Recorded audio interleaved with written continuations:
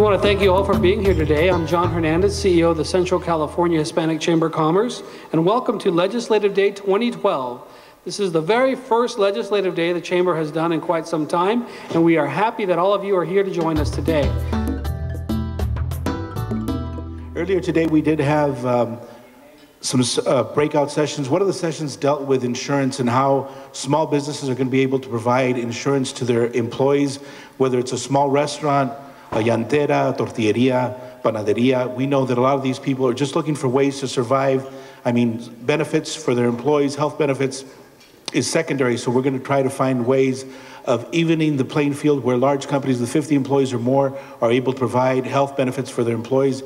It's going to be more affordable, and there's going to be some tax credits, which we'll be putting on our website to find out more information about that.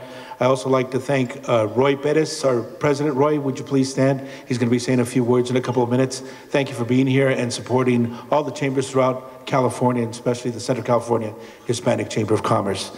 With that, I'll turn it back over to John. He'll be running the program. Once again, thank you for being here, and also thank you for supporting your Central California Hispanic Chamber of Commerce. Thank you.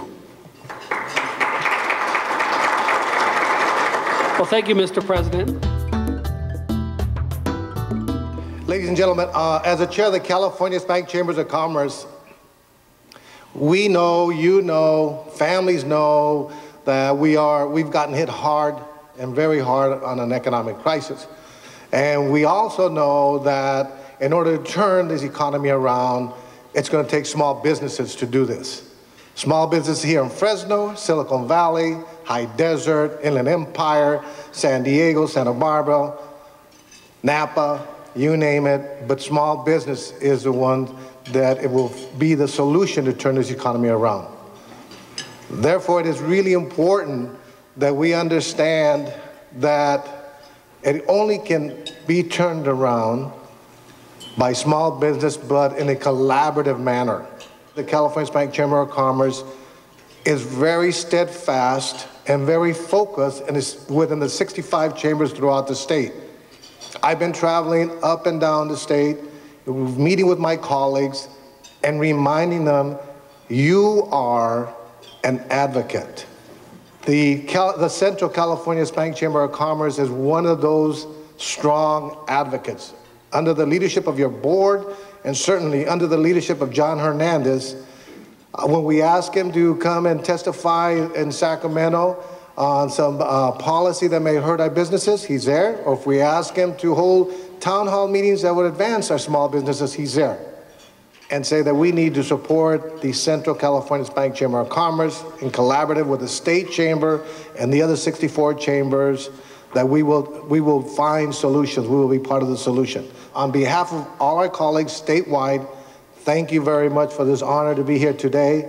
And if you ever need any assistance, ask John, and he'll definitely give us a call at the state office. We will be here to support you. So that being said, congratulations and thank you for all your efforts. We need to create jobs. We need to improve the quality of life of the people in this area. And that's also very much aligned with what the consulate is trying to do. Let me give you just a very recent example of that. Since we launched the flights to Guadalajara, Mexico, last year, two of them by two of the major airlines from Mexico, we are trying to promote tourism to Mexico. Just recently, a delegation of media went to Guadalajara and to Puerto Vallarta. And I'm looking forward to organizing the same thing, promoting tourism to Fresno. It has to be both ways. There are many things that can be done in this area. So I'm looking for your suggestions.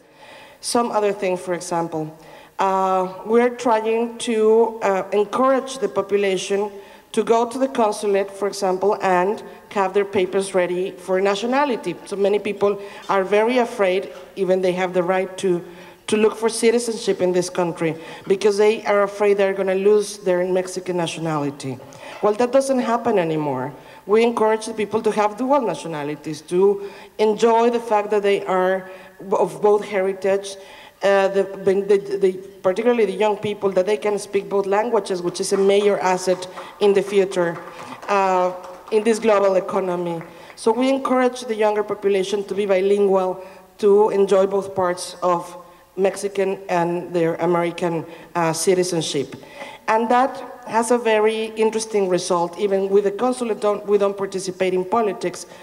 That encourages people to become active politically once they become American citizens without losing their Mexican nationality. That encourages people to look into the possibility of voting. And you know how important the Hispanic vote is in this area, and you know how decisive it has been in the last elections. So it's not my job, because I am a foreign observer. I am not allowed to get mixed into politics. But that's the job of institutions like the Chamber and of all of you, the media. So we do our little part that we do in this equation, but it's up to you to go for the rest and try to promote people becoming citizens and being active politically. And that also is very important. And it's very important because young people are becoming very cynical about politics. There is a lot of cynicism, not only here, that's something very sad, that is also happening in Mexico. Now our two countries are going to go, in this year, 2012, through two major political years. We are having federal elections in both sides of the border. So let's try to encourage our young people to participate, to become active, to volunteer, to learn how this is about. There are so many sources of inspiration in this area. I see all the elected officials that have been this morning here, of course, Major Swearingen as well. There are many sources for inspiration for young women, for young Hispanic kids to be part of this. We have to do our part. Let's capture their imagination to get involved into what's going to be the future of our communities here in this country and, of course, in Mexico. Thank you so much to the Central California Hispanic Chamber of Commerce for doing their job. We are with you, and as much as we can help, as usual, you can count with the consulate. Thank you again. So let me just give you a little bit of a general update. First, we have a new business plan that's coming out in the next couple of weeks. This is a document that we will share with you that says, this is where we think routes are going. This is why it makes sense to spend this much money, and I know there may be some questions on the money. This is what it looks like in today's dollars and in 2030 dollars, because in 2030 we'll have a built-out plan that'll be operating from one section of the state to the other. It's a real nuts and bolts, and some of the things that you've heard in the media and other places I just want to clear up a little bit, is that oftentimes people say we just can't do this, we just can't afford this. I completely understand that. Being a parent, being a small business owner, and being former in the legislature, I get that. But the truth is that we have a huge growing population in this state. We have a huge growing population in this valley. It costs more money to build roads or airports than it would to do high-speed rail. When you start to compare apples and apples, what you really want to do is find alternative transportation sources. Do we need to move people from Southern California to Northern California? Yes. But do we in this valley get a huge benefit in having high-speed rail come through here? Absolutely. All of our businesses have a chance to benefit from that. Our citizens, our day-to-day life, our consulting businesses and others have a chance to benefit from this. But the billions of dollars, and that's with the B, that will be built, that will be used in building construction, in creating jobs, that's going to come in the Central Valley. It's going to be here. And I just want to make a point about sort of bipartisan work in the legislature. I know we've got city council members and offices that represent, different elected people. When it comes to the Central Valley, we've always had this great tradition of making sure that Democrats and Republicans work together and that we put the Central Valley first. It's a tradition that goes way before any of us and will hopefully, knock on wood, continue for a long time. Because when the Central Valley doesn't work together with all of its legislators and city council members and mayors, we lose.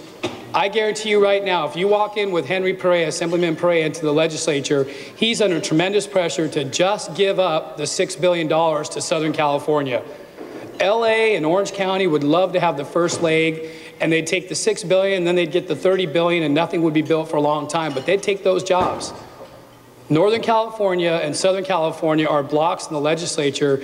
It is time that we have our fair share in the Central Valley.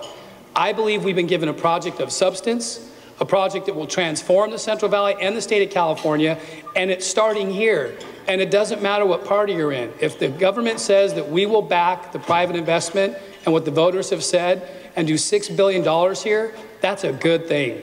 Because we all send our taxes to every other state in this country.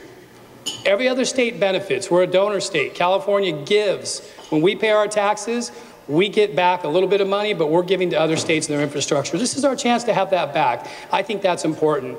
I just want to give you more of that vision, because the day-to-day of creating a project like this, my goodness, I wasn't here when we built Highway 99 or I-5, but I guarantee it was as bad as this. But aren't we glad that we did it?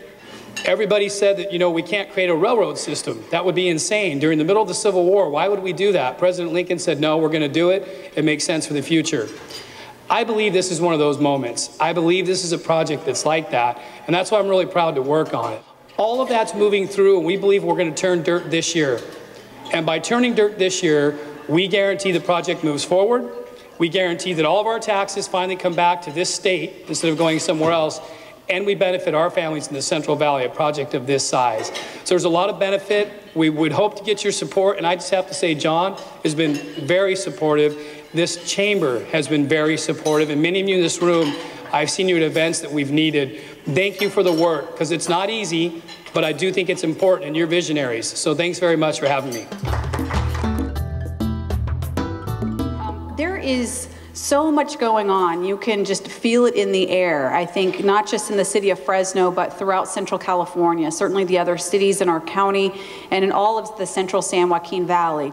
Just some highlights of things that we're dealing with the city of Fresno in 2012. When it comes to jobs, there are actually some very significant things the city has been working on in terms of infrastructure and land use and zoning, and making sure that we're as shovel ready as possible for attracting new businesses. And those are some heavy lifts. Those are things that require significant resources that we don't necessarily have right now. But I'm confident that we've started to line up our 5-year capital improvement plans, and we are actually going to be a very dynamic place for industrial expansion in the next 5 years. But in addition to that, we're doing everything possible to support the expansion of the businesses that are already here. And we have made a major push on buy local, with our simple things like encouraging Fresnans to shift 10% of their consumer spending to Fresno-owned businesses, making sure people know, how do you find the Fresno-owned businesses? Well, we've got printed directories that have shown up in 500,000 homes on any given morning from the Fresno Bee. We put up a website that's got all of our local businesses, so we're doing everything we can to point people to spending money at our Fresno-owned businesses. And then also things like the Fresno Food Expo, which is coming up on March 8th, is a way the city is supporting our major exporters who are food-related businesses. We want Fresno-based food companies to have their products on the shelves of Costco, Save Mart, Walmart, Whole Foods, Tony Fine Foods, all the major international retailers, and oftentimes they have a hard time getting their foot in the door in order to pitch their products. Well, we helped shorten that process by bringing the buyers to them, and we're doing that on March 8th. So we've got a B2B trade show that we're doing. But then we open it up for the public at night. So everyone mark your calendar. I want to talk a little bit about finances at City Hall. You understand the role of the mayor really is twofold. And one is to look outside of City Hall and consider what can be done with the influence or resources of City Hall to improve the economic conditions and the quality of life for the people that we serve. But the other very important responsibility is making sure that our own agency has its fiscal house in order, that we have best management practices in place, that we're fiscally disciplined, and that we're running our shop, which I look at as a business, as well as you would run your own business. When I evaluate where we are as a city in dealing with our financial struggles, the reality is we've made significant operating cuts over the last 3 years. You've heard about all of those. They've been on the front page of the paper, and you've experienced, very likely, a downgrade to some extent in services as a result. Unfortunately, we are about halfway there when it comes to righting the financial ship at the city of Fresno.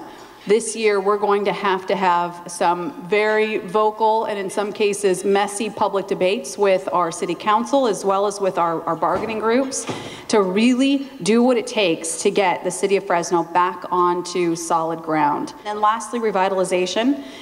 You all know how critical I believe the middle part of our city, the urban core, the 7,000 acres that surround us here are to the overall future and success of our city. We will have a Fulton Corridor specific plan that will be adopted into law at the end of 2012 or early 2013. The council will face a very serious decision about the future of the Fulton Mall. which really is the linchpin for the success of the overall downtown area and central Fresno. I think the policy decision is the first item that will be debated. Do we open it? Do we not? And then the second major issue, assuming that there is a decision to open it, will be how to appropriate the funds, where to find the funds in order to get the work done. So that's a big focus of mine to get ready for that point in the next 10 or 11 months. So as I said, it's a mixed bag, lots of opportunities and good things happening in the city, and yet we still have difficult work to make sure we fulfill those opportunities and get our organization back on solid ground. So no shortage of challenges.